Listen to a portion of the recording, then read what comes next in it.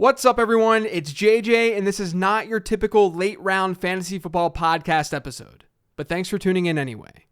As I said last week, I took a little bit of a post-draft vacation. My family drove down to Disney World, and we spent a few days there last week. My 3.5-year-old daughter lost her freaking mind. It was amazing.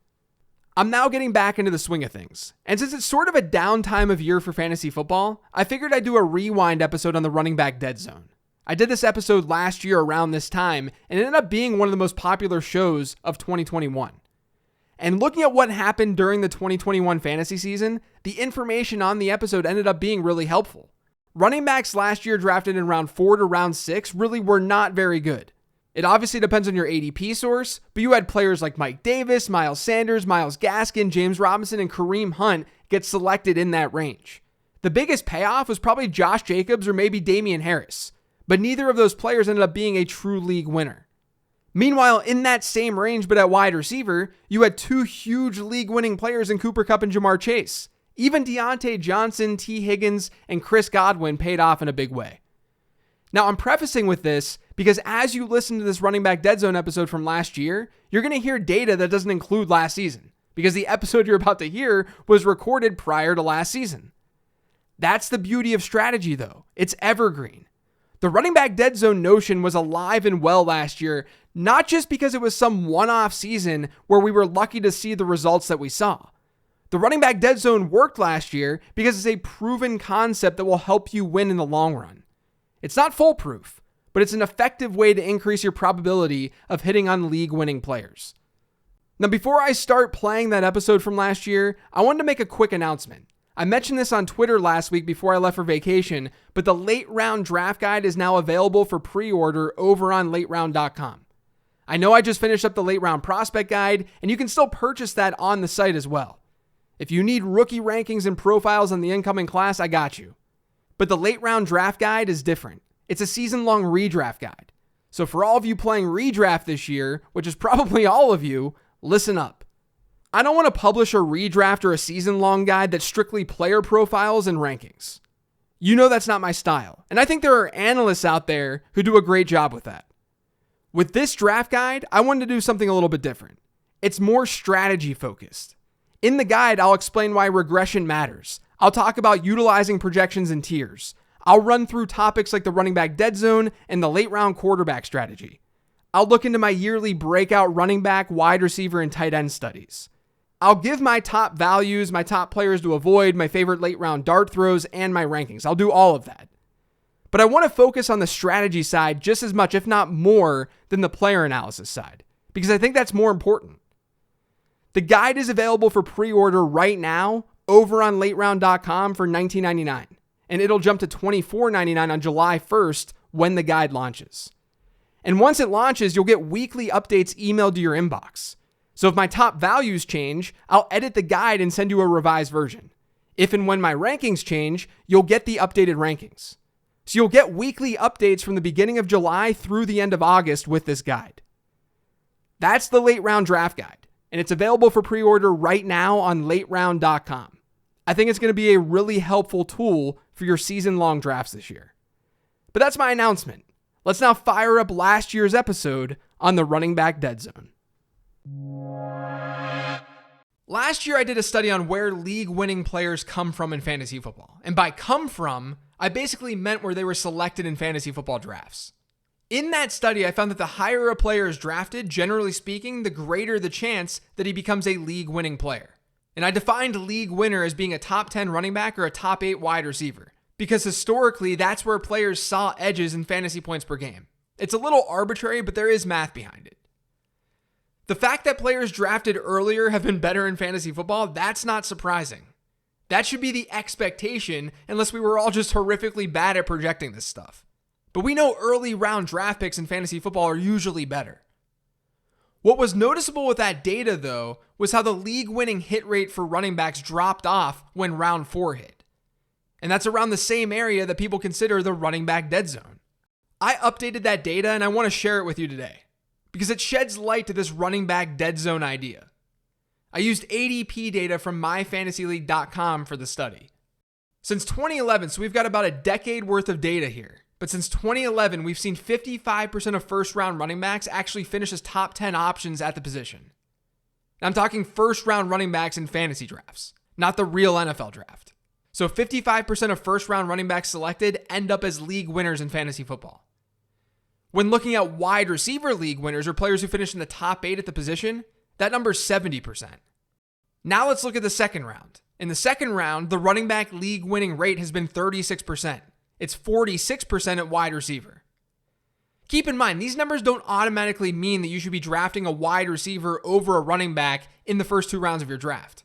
Not only are we looking at full rounds here, and high-end first-round running backs generally have higher hit rates than late first-round backs, but we're not looking at the degree in which these players hit.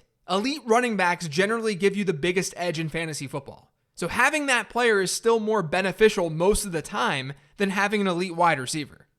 Wide receivers are more consistent, though, in terms of average draft position versus postseason result, at least in these early rounds. The data I'm looking at shows a pretty big drop-off after round 2 for wide receivers in terms of how well they convert to being league-winning players. In round 3, the wide receiver league winner rate has been 15.4%. It's still 33% at running back. More on this in a second. So hopefully you're following so far. I know it can be hard sometimes with a podcast like this, but I'll wrap things up as well as I can, I promise. Round 4 is really where things get iffy with this data. The running back league winning hit rate goes from 33% in round 3 all the way down to 11% in round 4. And that's with the benefit of a league winning player of Jonathan Taylor happening this past season. At wide receiver, the hit rate for league winners actually increases from round 3 to round 4. It goes from a little over 15% to a little over 16%. In round 5, the hit rate for wide receivers is over 18%. At running back, it's 14.8%. So thus far, we have wide receiver hit rates being a good bit higher than at running back in rounds 1 and 2. Running back then dominating in round 3, and then wide receiver taking over again in rounds 4 and 5. What's interesting is what happens at these positions as we go into round 6 and 7. And this is something that can't be lost with this discussion. Eventually, we'll run out of places to get league-winning players. If historically all running back league winners came in rounds 1 through 3, then it would make a whole lot of sense to just start your fantasy drafts with 3 straight running backs every single year. Because no league winners are coming later, so you wouldn't use your middle and late round resources on the running back position. And we have to keep roster construction in mind here too. Let's say you start your draft with 3 straight running backs. And then let's say in round 4 you get a quarterback. Then all of a sudden you're like, oh man, I've got to absolutely crush the wide receiver position over the next 3 or 4 rounds. Well, the problem in doing that is that the drop-off in hit rate at wide receiver in that point in the draft is way more significant than at running back. There's a more significant cliff, if that makes more sense. In round 6, the wide receiver league winner hit rate is 8%. In round 7, it's 0%. Now, this is all obviously dependent upon the ADP resource that you're using. But it still tells us a story that not many hits are happening in round 7 at wide receiver. In round 8, it's 2.5%, with just 1 league winner happening there since 2011. In round 9 and 10, it's also 0%. So from round 7 through 10 across the last 10 seasons, we've had 1 wide receiver give us a top 8 season in points per game. Some of them have given us good seasons, don't get me wrong, but they weren't top 8 seasons. At running back, that's not the case. Now, part of this is because the league winner parameters are slightly larger for running backs. But throughout this time period, we've seen league winners from every middle round aside from round 9. Round 6 brought us a 13.5% league winner rate. That's actually higher than what we saw at running back in round 4.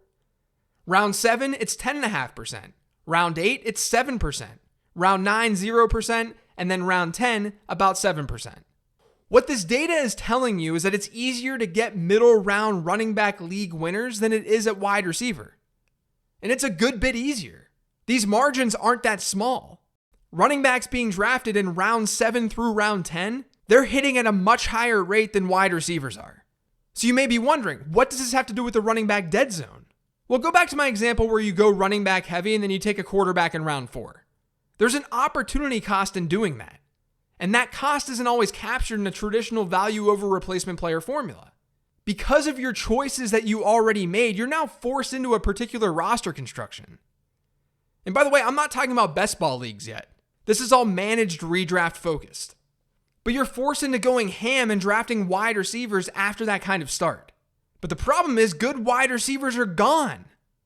We don't get league-winning wide receivers in the middle rounds.